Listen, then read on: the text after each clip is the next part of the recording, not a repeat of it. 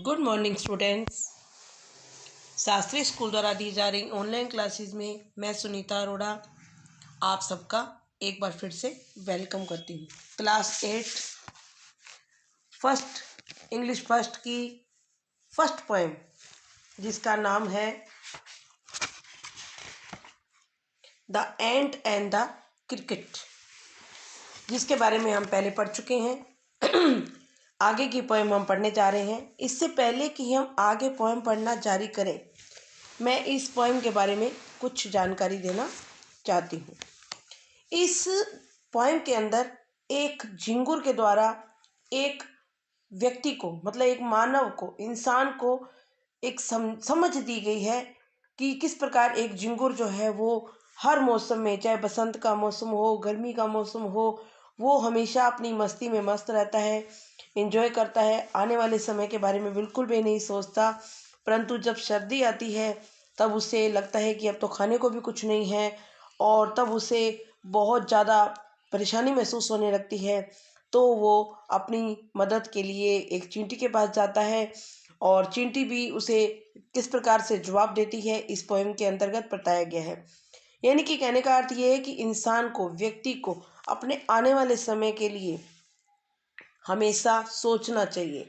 ये नहीं कि जब मौज मस्ती है तो अपना आराम करो, मस्ती करो, और जब जो होगा देखा जाएगा, ऐसा नहीं सोचना चाहिए। आने वाले समय के लिए अपने आप को तैयार रखना चाहिए। सर्दी है, गर्मी है, वर्षा है, दुख है, सुख है, क्योंकि ये जिंदगी के एक साथ चलते रहते हैं।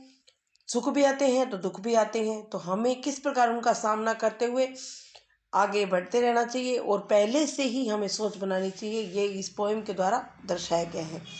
तो इससे आज हम जो स्टार्ट करने जा रहे हैं वो यहाँ से स्टार्ट करने जा रहे हैं। Says the ant. Says the ant to the cricket. अब जब वो झिंगुर है वो चींटी के पास गया, तो चींटी झिंगुर से क्या कहती है? वो कहती है I am your servant and friend. मैं आपकी सेवक व मित्र हूँ। यानी कि आप चाहे आप समझे तो मैं आपकी सेवक हूँ और मैं आपकी मित्र भी हूँ। But we ants never borrow. Ants में चींटी मैंने बताई है, लेकिन हम जो चींटियाँ हैं वो कभी उधार नहीं लेती। वी एंट्स, हम चींटियाँ, नेवर लैंड, और ना ही कभी उधार देती हैं। यानी कि ना तो हम कुछ उधार देती हैं और ना ही कुछ उधार लेती हैं, क्योंकि वो उससे कुछ खाने को लेने के लिए जाता है कि मुझे कुछ खाने को दो, तो उसे जवाब देती है but we ants never borrow, we ants never lend, but tell me dear cricket, did you lay nothing by when the weather was warm. कि क्या आपने कुछ बचा कर नहीं रखा? कि आपको मालूम था कि जब मौसम अच्छा था तब आपने अपने लिए क्या कुछ बचा कर नहीं रखा? क्वेट द क्रिकेट नॉट। क्वेट, तो उसने कहा कि क्वेट मीन्स होता है कहा, नॉट नहीं, मैंने बचाकर नहीं रखा, नॉट आई, यानी कि मैंने बचाकर नहीं रखा। My heart was so light. मेरा मन, मतलब लाइट का मतलब यहाँ हल्का होने का मतलब है कि प्रसन्न, यानी कि मैं बहुत खुश था। That I सैंग day and night. तो मैं क्या करता? मैं दिन रात गाता ही रहा, झूमता रहा, मस्ती करता रहा। For all nature looked gay. Looked gay, तो कहते हैं कि मुझे, क्योंकि सारी प्रकृति जो मुझे वो खुश दिखाई दे रही थी, हर्षित दिखाई दे रही थी। यू सैंग सर, यू सैंग, आप गाते ही रहो श्रीमान, गाते ही रहो। गो देन, तो अब भी जाओ। You sang sir, you sang, go then, says the ant, चींटी ने कहा, and dance the winter away, और नाच नाच कर सर्दी को दूर भगाओ। क्योंकि जब गर्मी के मौसम में आपने इसके बारे में नहीं सोचा, तो अब जब सर्दी आ गई है तो आप सर्दी कैसे दूर भगाओगे जब आपने कुछ सोचा ही नहीं। तो ऐसा करो, जो आप करते रहो, नाचो गाओ और अपनी सर्दी को दूर भगाओ। 10 एंडिंग ही हैजली मीन्स शीघ्रता से, lifted the wicket, wicket means छोटा दरवाजा, और तब उसने क्या किया, छोटा दरवाजा उठाया और and out of the door turn the poor little cricket, और वो जो छोटा सा बेचारा, पुअर मीन्स यहाँ बेचारा, छोटा जो झिंगुर था, को दरवाजे के बाहर कर दिया। फॉक्स फोल्क्स, फोल्क यहाँ एक संबोधित करने के लिए शब्द आया है। Call this a fable, call this a fable, इसे फेबल कहें मित्रों, इसे एक फेबल कहें।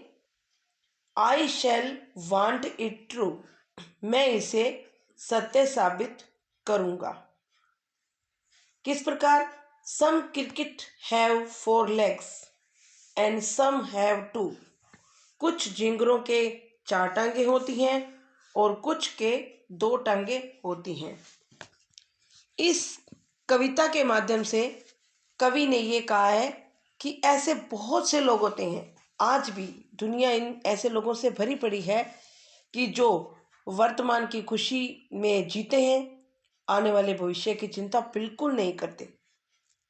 वे लापरवाह बने रहते हैं, आलसी बने रहते हैं, ना वो गरीबों की सहायता करते हैं, ना कमज़ोर व्यक्तियों की सहायता करते हैं, बल्कि यदि उनके पास कोई आए तो उनकी हंसी भी उड़ाते हैं, उनका मजाक बनाते हैं।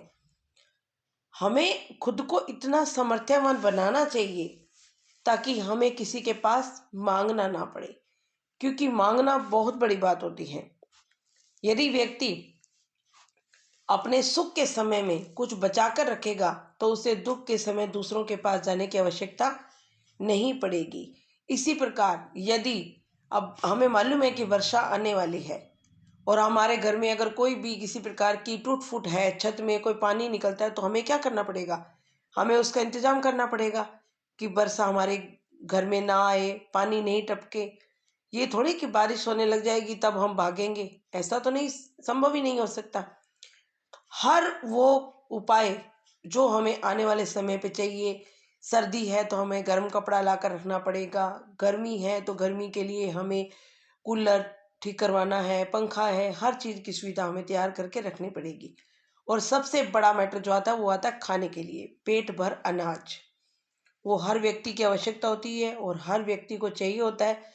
तो इसके लिए व्यक्ति को हमेशा कार्यरत रहना चाहिए। यही इस पोएम के द्वारा शिक्षा दी गई है कि हमें किस प्रकार से इन चीज़ों का ध्यान रखना चाहिए।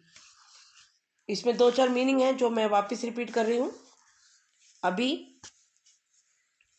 जिसमें लैंड मीन्स बोला था मैंने, तो लैंड मीन्स था उधार देना, लैंड मीन्स उधार देना, और लैंड बाई बचत करना। वेदर तो आप जानते ही हैं, मौसम को कहते हैं। क्वैथ, क्वैथ ये जो शब्द है ये एक नया शब्द है, ये आया है कहा के लिए, कहा। हार्ट यानी कि दिल, हृदय आप जानते ही हैं। लाइट, वैसे तो लाइट हल्के को बोलते हैं, लेकिन यहाँ खुश होने के लिए बोला गया, प्रसन्न होने के लिए। एजिटिली यानी कि शीघ्रता से, और लिफ्टेड यानी कि उठाया। विकेट छोटा दरवाजा, विकेट मीन्स छोटा दरवाजा। और पुअर तो बेचारा आया ही है गरीब के लिए, गरीब नहीं यहाँ बेचारे के लिए आया है। और फॉक्स एक शब्द है जो किसी मित्र को बुलाने के लिए संबोधित किया जाता है। और वारंट मैंने साबित करना। तो ये इसके कुछ मीनिंग थे। आई होप कि आपको ये पोएम अच्छी लगी होगी और आपको ये पसंद आई होगी। आपकी इस बुक में, इंग्लिश फर्स्ट की बुक में हर लेसन के साथ एक पोएम है, तो जो जो पोएम आएंगी एग्ज़ाम में वो मैं आपको करवाती जाऊंगी, और फिर उसके हिसाब से उसके पैराग्राफ वगैरह जो लेसन के होंगे वो मैं उसी प्रकार आगे से आगे करवाती जाऊंगी। तो आई होप कि आज आपको ये पोएम समझ में आ गई होगी और आपको ये क्लास अच्छी लगी होगी। आज की क्लास में इतना ही। Okay, thank you.